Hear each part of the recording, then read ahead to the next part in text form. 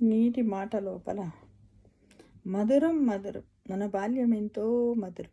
మళ్ళీ రాని బాల్యము ఎప్పటికీ రాదు. ఆ మధుర జ్ఞాపకాలనే మనము నెమరు వేసుకుంటూ జీవిద్దామా మిత్రమా? అవి ఏంటి మరి? ఆ చిన్నప్పటి పూల గంధము, పసితనపు చిలిపితనము మించినదేమీ లేదు. అంతేగా బాల్యము అంటే అబ్బో, అదొక గొప్ప ప్రయాణం. మర్చిపోలేని మన బాల్యం ప్రతి మనస్సులో కరిగి కన్నీరుగా మారే మధుర జ్ఞాపకమే మన బాల్యం. బాల్యం అంటే నిర్దోష్టమైన నవ్వు, బుర్రలో భ్రమలు, గుండెల్లో కలలు. పెద్దయ్యాక మనం అందుకున్న ప్రతిదానికంటే ఆ చిన్నప్పటి పూల గంధము, పసితనపు చిలిపితనము మించినది ఏమీ మనకు లేదు. అదే గొప్ప సంపద. నీ మోహంలో చిన్ని నవ్వు కోసం, మన నవ్వు కోసం ఆ రోజు మనం పెట్టినటువంటి కేరింతలను చూసి మనమంతా ఎంత ఆనందంగా ఉంటాం. మరిచిపోలేనిది మన బాల్యం.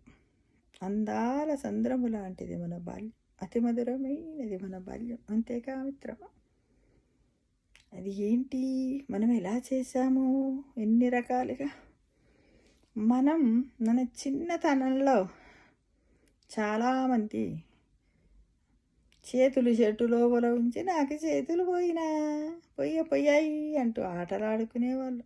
4 రంగుల్లో ఒక పెన్ను ఉంటే అన్ని బటన్స్ ఒకేసారి నొక్కేసేవాళ్ళం. అప్పుడు ఉంటుండే ఒక పెన్నులో 4 రిఫిల్లు ఉంటుండే. అన్నీ ఒకసారి నొక్కేసి దాంతో గీతలు గీసి చమత్కారంగా బొమ్మలు వేస్తే ఆడుకునేవాళ్ళం. ఏమి జరుగుతుందో చూసేందుకు భయపెట్టడానికి తలుపు చాటును నిల్చునేవాళ్ళం. క్లాసు రూమ్లో వెలుగొట్టిన వెంటనే ముందు వచ్చిన వాళ్ళు వెనక నిలబడి వచ్చిన వాళ్ళు అని భయపెట్టేవాళ్ళు. మన ఇంట్లో చుట్టాలందరూ వచ్చి మనమంతా కలిసి చిన్నప్పుడు మనము నిద్రపోయినట్టు నటించేవాళ్ళు.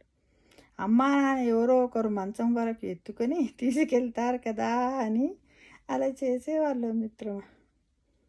అందరికీ జరిగి ఉంటాయి కదా ఇవి.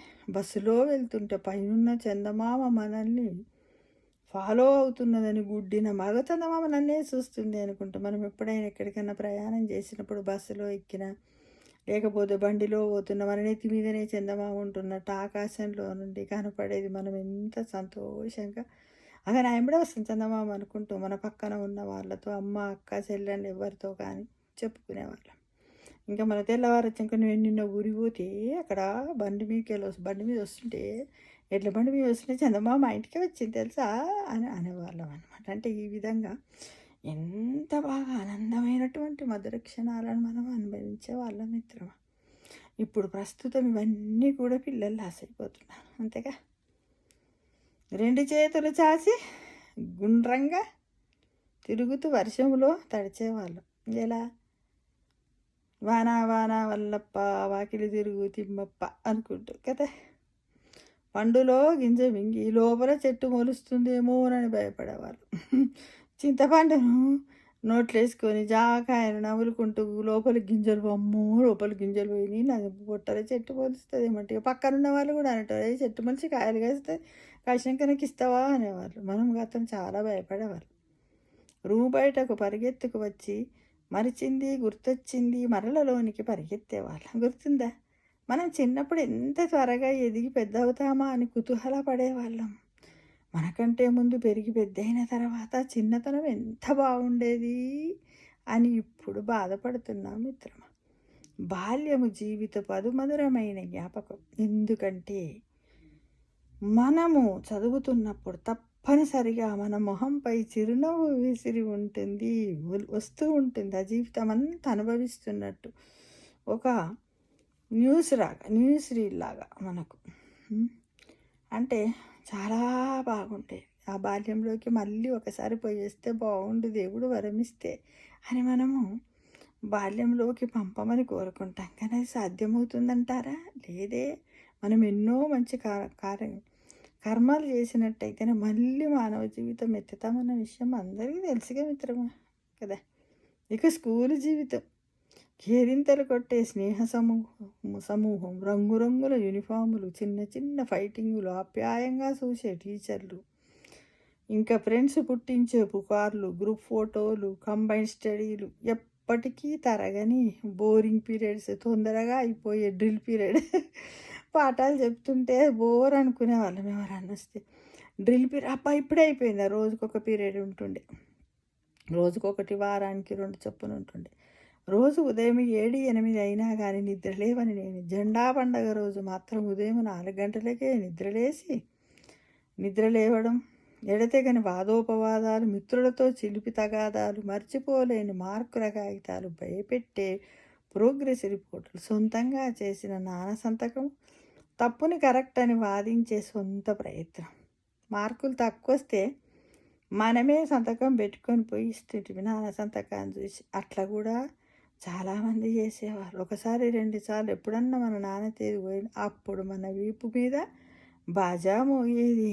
ఏం సార్, మా పిల్లోడు నా సంతకాన్ని ఫోర్జరీ చేసి తీసుకొస్తే నువ్వు గుర్తుపట్టావా సార్, ఇదేనా సార్ నువ్వు చేసిందని. పాపం మన వల్ల మనకు చదువు చెప్పిన గురువులను కూడా చివాట్లు పెట్టించేవాళ్ళ మిత్రం. అంటే ఎంత అందమైన బాల్యం అంటే అప్పుడు మనకి ఏమీ తెలియదు. ఎందుకంటే అప్పుడు ఒకటే ఉంటుంది, నేను చదవలేదు, మార్కులు తక్కువ వచ్చినాయి, నాన్న చూస్తే తిడతాడు. ఆ టైంలో మనకేముంటుంది, తప్పించుకోవాలి, బ్యాడ్ వస్తే బాగుండదు అన్న ఉద్దేశంగా మనము తప్పించుకు తిరుగువాడు ధన్యుడి సుమతి అన్నట్టు మనకు తెలియని జ్ఞానము, భయము, ఎలాంటి ఆలోచన లేకుండా మన బాల్యం అంతా గడిచిపోతుంది. కానీ ఆ బాల్యంలో ఎవరమైతే ఒక క్రమశిక్షణగా ఉండి, డిసిప్లిన్గా ఉండి, కాలాన్ని కరెక్ట్గా వాడుకొని తల్లిదండ్రులు చెప్పినటువంటి విషయాలు విన్న వాళ్ళందరూ కూడా ఇప్పుడు ఒక ఉన్నతమైన స్థాయిలో ఉన్నారు.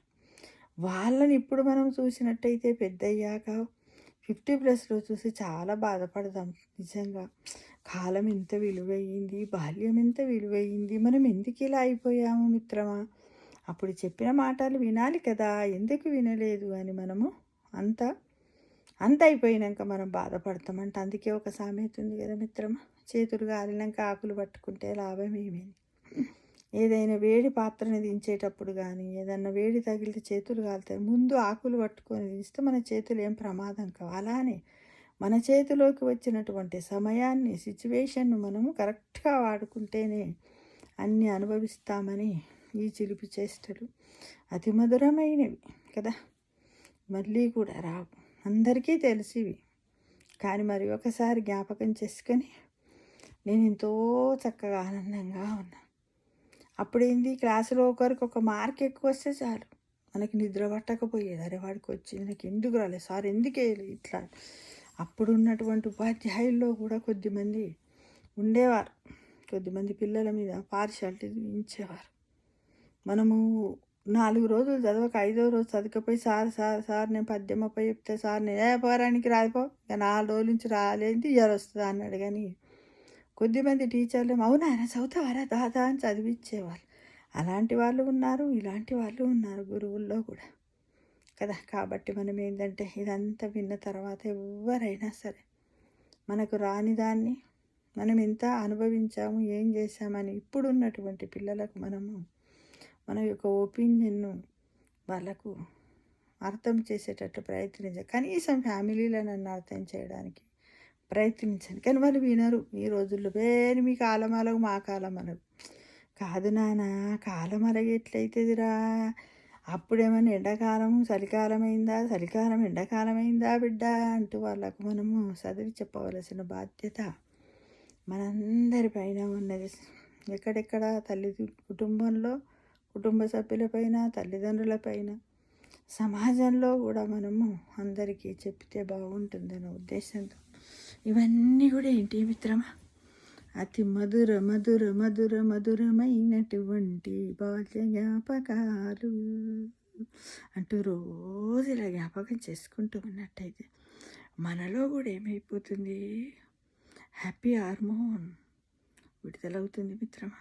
తప్పకుండా జ్ఞాపకం చేసుకోవాలి. ప్రతి అందరికీ ఫ్రెండ్స్తో పంచాయతీ పెట్టుకుందాము. ఏదైనా తినాలంటే కూడా ఏదైనా జామకాయ ఒక్కటే దొరికింది అనుకోండి, దాన్ని కాగింజలని ఇట్లా దీని కింద పెట్టి ఎంతో కొరికి వాడికి ఇంత ఇచ్చి మనం ఇంత తినేవాళ్ళం, ముక్కలు చేసుకొని కాకెంగిలు చేసుకొని ఎంత ప్రేమ అనురాగాలన్నీ ఉండేటి కదా. ఒక్క కథను నలుగురు చెప్పుకునేవాళ్ళు. నలుగురికి ఆ నలుగురు పోయి ఇంట్లో ఉన్న ఇంకో నలుగురు, ఆ నలుగురు వాళ్ళ చుట్టాలలో ఇలా ఇలా ఇలా ఇలా అన్ని కథలు చెప్పుకునేవాళ్ళం. ముగ్గులు వేసుకునేవాళ్ళం, పెయింటింగ్ వేసుకునేవాళ్ళం, రబ్బర్లు, పెన్సిళ్ళు గింతనే గింత ఉన్నా సరే పడేయకపోదు. ఇప్పుడు గింత పెన్సిల్, ఇంత పెద్ద పెన్సిల్ ఇంత కాగానే అది ఎందుకంటే డస్ట్బిన్లో పిల్లలు పడేస్తున్నారు, తల్లిదండ్రులు పడేస్తున్నారు. తల్లిదండ్రులు కూడా ఏమంటున్నారు, చెయ్యి గుంచుతుంది బిడ్డ ఆడవాడైపో పెద్ద పెన్సిల్ కొనిస్తుంది. చాలా తప్పు. అంటే చూడండి, అలా చిన్న పెన్సిల్లో రాయడము, ఇది రాయాలి అనేది ఏంటి, అక్కడ పొదుపు కార్యక్రమాన్ని కూడా మనం నేర్పుతున్నాం. కానీ ఇవన్నీ ఎవరు వచ్చేస్తున్నారు కదా. చెప్పేవాళ్ళు లేరు, వినేవాళ్ళు లేరు. ఇప్పుడు ఏంటంటే మనం ఎవరమన్నా ఉండబట్టలేక చెప్తే చెప్పేవాడు వినేవాడికి లోకు, నాకేంటి అని ఊరుకుంటున్నారు కదా. కానీ కాదు, తప్పకుండా చెప్పండి. మనం పెద్దవాళ్ళం కాబట్టి ఎవరేమన్నా పట్టించుకోవద్దు. మనం ఏం తప్పులు చెప్పట్లే కదా, కరెక్టే చెప్తున్నాం కదా అని మనం సంతోషించాలి. బాల్యం అతి మధురమైనటువంటి బాల్యం. బాల్యంలో తెలిసి తెలియక ఎన్నో చేస్తాం, మంచి పనులు చెడ్డ పనులు అన్నీ చేస్తాం. కానీ ఆ బాల్యానికి ఆది దైవాలు ఎవరు? తల్లిదండ్రులు, గురువులు, ఉపాధ్యాయులు కదా. వాళ్ళందరికీ కూడా శిరస్సు వంచి నమస్కారాలు చేయాలి. ప్రతిరోజు కూడా మనం జన్మనిచ్చిన తల్లిదండ్రులను ఒక్కసారి స్మరించుకుంటూ దండం పెట్టాలి. గురువులకు పెట్టాలి. మనకు చదువు చెప్పిన గురువుల్లో కూడా కొద్దిమంది నెగిటివ్ థింక్స్ ఉన్నారు, కొద్దిమంది పాజిటివ్ ఉన్నారు, కొద్దిమంది చాలా బాగా చెప్పారు. వాళ్ళు మంచిగా చెప్పిన వాళ్ళను అభినందించాలి, చెడ్డగా చెప్పిన వాళ్ళని కూడా అభినందించాలి. ఎందుకంటే ఆ చెడ్డ చెప్పిన వాళ్ళు, ఈ మంచి చెప్పిన వాళ్ళు ఇద్దరి మధ్యలో మనం భేదాన్ని తెలుసుకోగలుగుతున్నాం కదా. అందుకోసం మనకేంటంటే ఒక్కరు విమర్శిస్తే మనం 10 అడుగులు ముందుకు పోతాం. మనల్ని ఎవ్వరు విమర్శించక సెబాస్టియన్ ఇలా కొట్టారనుకోండి, ఒక్క అడుగు కూడా ఇక నాకేందని ఇక ఉన్న దగ్గరనే ఇలా ఎగిరేసుకుంటాం మిత్రం. కాబట్టి విమర్శించాలనే కోరుకోండి. ఆ విమర్శలోనే మన యొక్క భవిష్యత్తు కూడా దాగి ఉందనే విషయాన్ని మీరు మర్చిపోకూడదు. తప్పకుండా ప్రతి ఒక్కరు కూడా విమర్శనే మన విజయానికి తొలిమెట్టని తెలుసుకోండి మిత్రమా.